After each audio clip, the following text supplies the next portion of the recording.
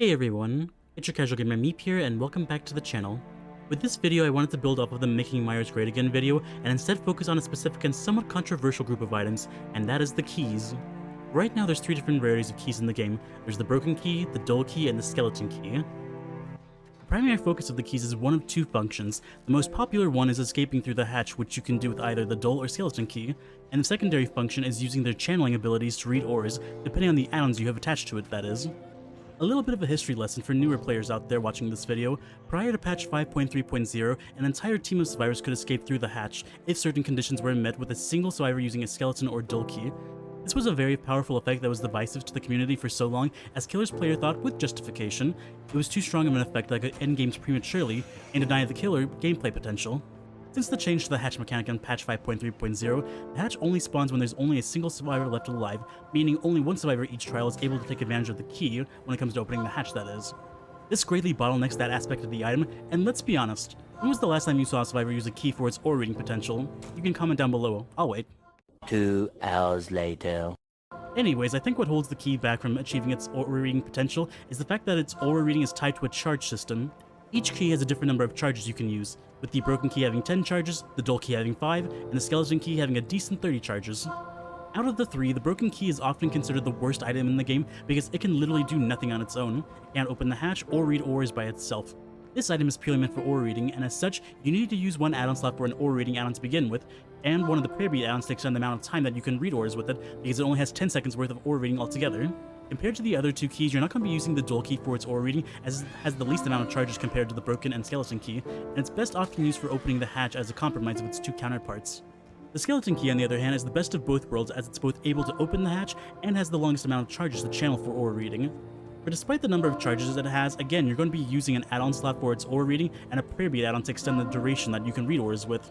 I feel like the key items represent Dead by Daylight's old style of gameplay design, when perks and add-ons weren't as powerful or as fast-paced nature as the game has become over the years, and as such, I feel like these add-ons are overdue for a rework of the system. Like I mentioned previously earlier on in the video, I feel like the charge system is what holds the family of keys back, because you often have to use an add-on slot to extend the time you can read auras with to begin with. There is, however, one exception to this simple formula of add-on usage, and it came in patch 3.2.0 with the release of the unique Wedding Ring add-on. This add-on decreases your chances of becoming the obsession at the start of the trial, and it also reveals the aura of the obsession to you while holding the key with this add-on equipped. Unlike all the other aura reading add-ons for the key, this one requires no charges to reveal the obsession's aura to you, but instead it does it passively. You simply have the constant aura reading capabilities on at all times no matter what.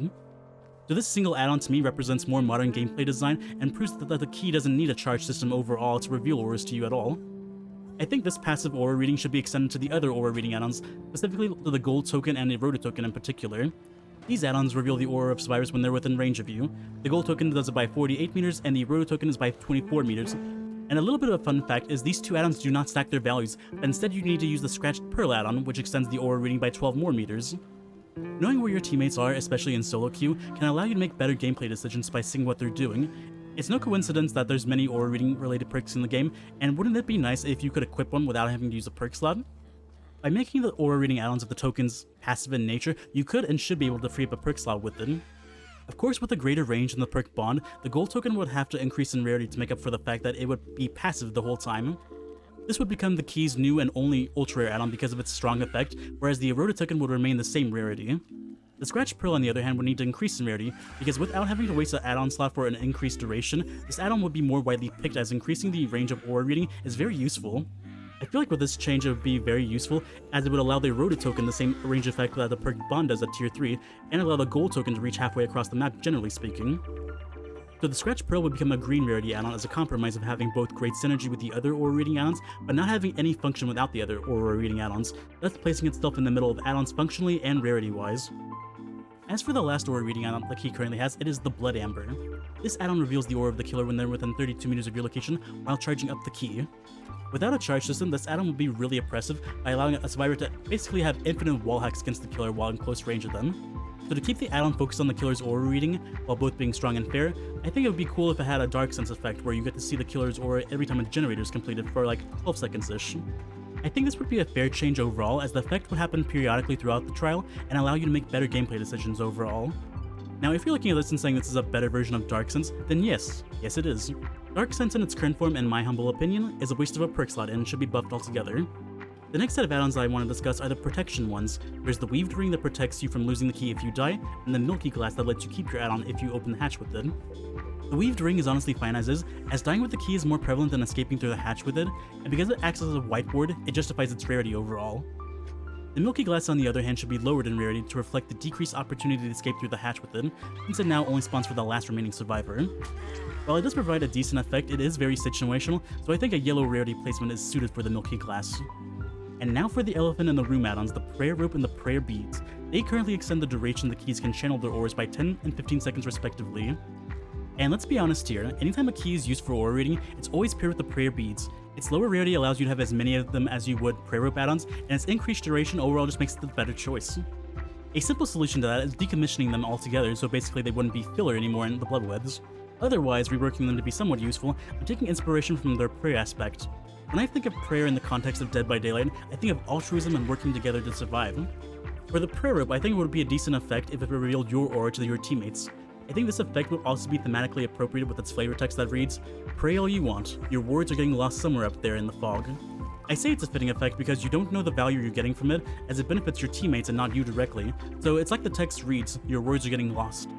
The Prayer Beads, on the other hand, should have an empathy-like effect in which you get to see your injured teammates so you can help them altruistically by healing them.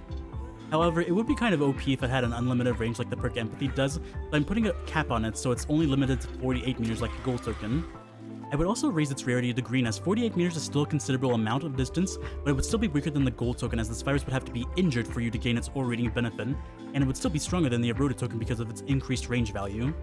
And as for the unique wedding ring that inspired these changes to the key, I would buff it slightly so to where it reveals your aura to the obsession as well, thus creating a two-way aura reading connection between you and the obsession.